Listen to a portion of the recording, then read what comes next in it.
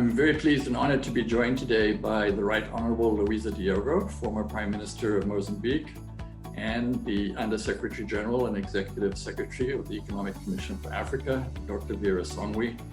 And we're really excited to have this opportunity. Thank you both. And so I want to ask you, as former Prime Minister, former Finance Minister, longstanding, from your experience, how would you advise ministers? Well, firstly, would you agree with us that improving government efficiency is central to economic recovery? And how would you advise ministers to go about that? Now it's time for us to move in a more organized and structured manner. And the minister has this responsibility. And the Minister of Economy and Finance, or Planning and Finance, have this key responsibility of moving with the others and helping the others to see the way.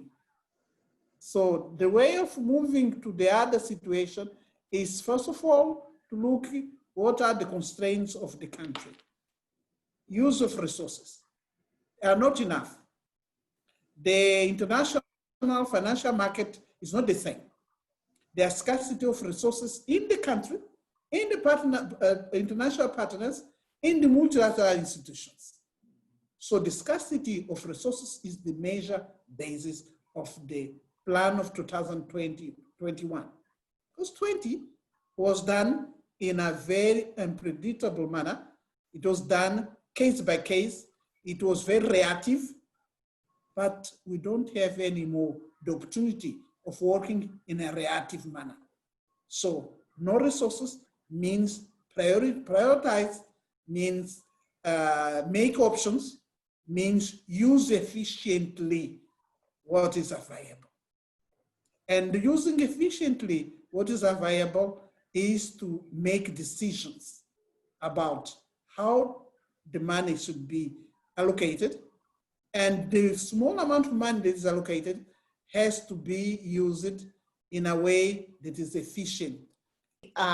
First of all, thanks for having me, and it's a real pleasure to be thinking about these things. I think in a time when we're all worried about the health crisis and the economic crisis, I think focusing also on what I call an enabler, which is the government, is an important part of our sort of immediate response, but also of how well we come out of the crisis. And so yes, focusing on improving governments should be particularly important. My sense is, prior to the crisis, there was already beginning to, we were having some conversations in many developing countries in Africa and beyond around the structures of government today. And maybe this is more work that we need to do with the university. It's just a lot of our government agencies and government ministries are still reflections of post-independent days. And the services that are being provided are so different. The challenges that we're confronting are so different. And there's sort of many new enablers. Technology has appeared, and I don't think all of that has been put into the right frame of and how we can use it more efficiently.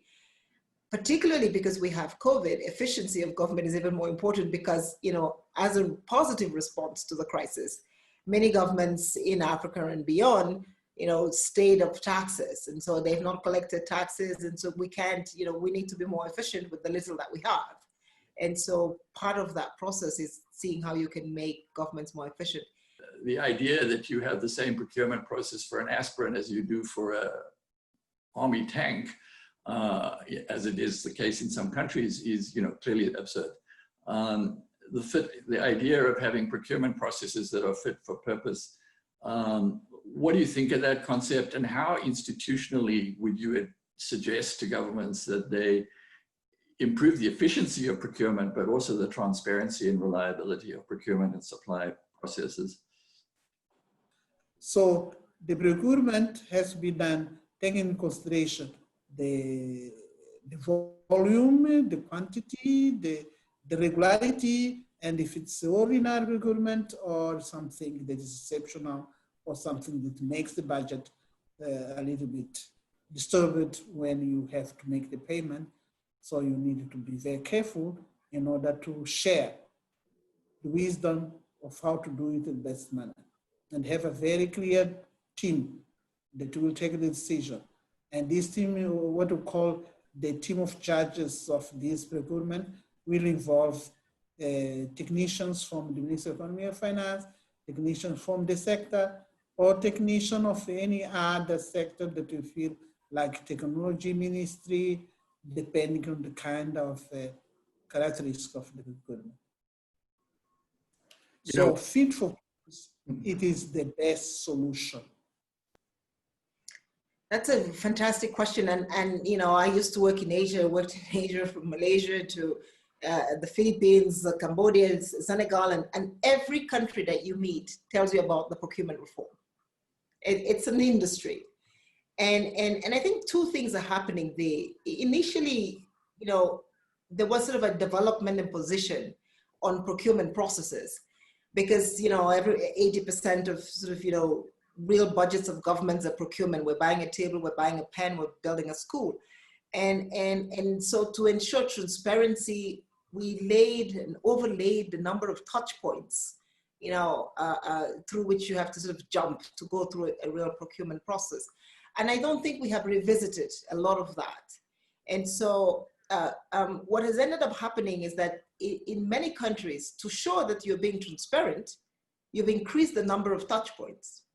So the short list of the procurement goes through the minister of this, and then it goes through that minister, and then there's a certifying agent. And I have actually been responsible for conducting audits of a procurement process. And for some processes, with the 6 months to reply and 8 months to do this, you have a whole term of government come and go. And if you were a president, you would have never built a road. So I think we all have to agree that this is not the way you do business. The problem we were trying to solve was transparency. And today we have a solution which is called technology, information, and so we can be transparent with the bids off of the internet. We can give 3 days for everybody to respond. We don't need 9 days for people to take a plane and come and have it. So I think there is ways of contracting the sort of procurement cycles, doing them much better in much shorter timelines.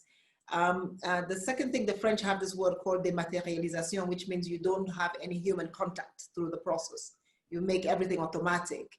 And again, I think we can do that by making it automatic and making it less human involved. You can speed up the process and keep the transparency. One of the things that happens in many of our countries is the Ministry of Education is procuring pens, the Ministry of Health is procuring pens, and the Ministry of Finance is procuring pens.